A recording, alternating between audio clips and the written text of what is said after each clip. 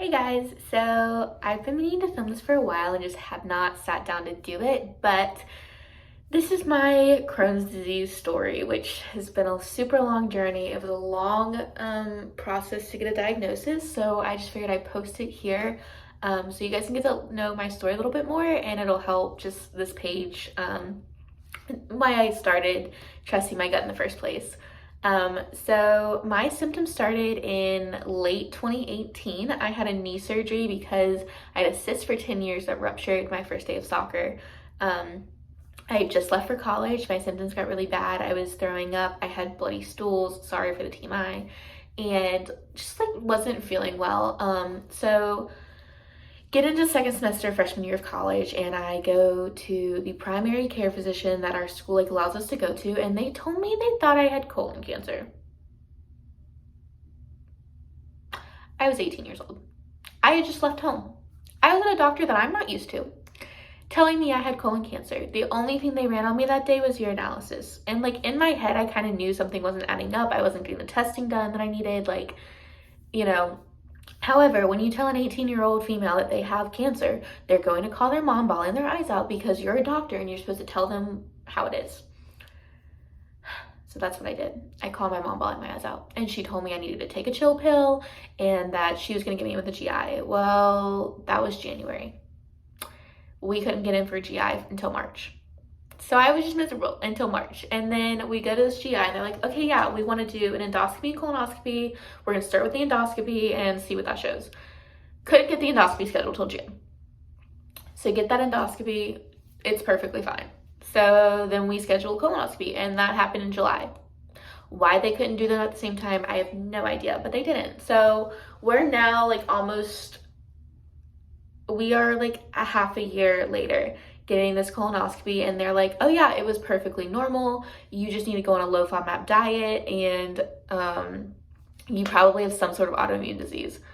And then I couldn't get an appointment with them anymore. Like, they were just super busy. I stayed on the low FODMAP diet for 3 months, wasn't getting better, was getting worse.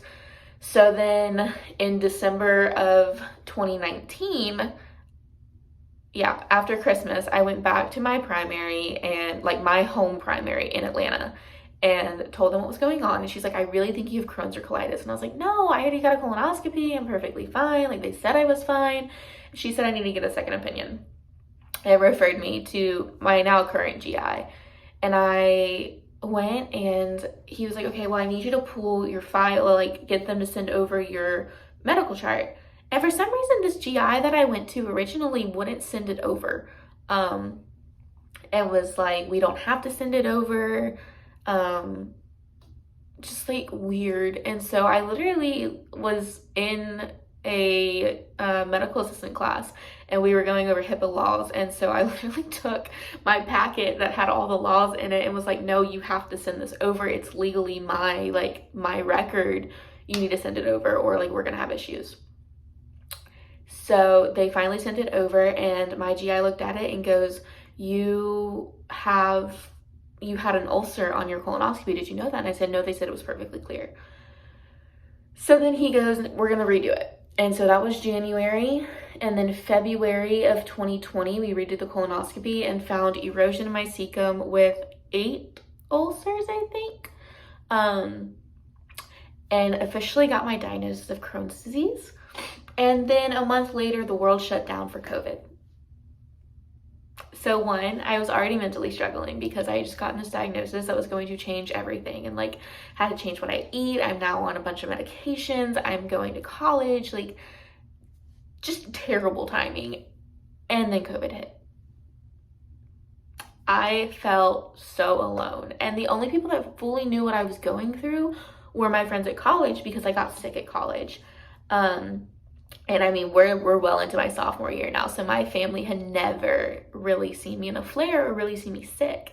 So I was in bed, and like, yeah, part of me was probably a little depressed, but I mean, I was in bed sick. I was like throwing up. I couldn't actively do anything and just felt miserable.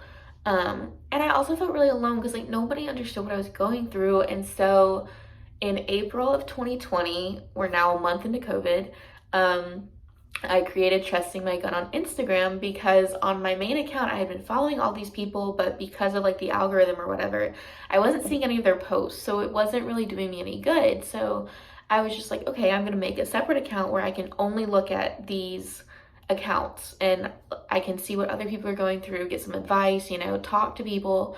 Well, I met some amazing people and it really helped me mentally, and so then I decided to post.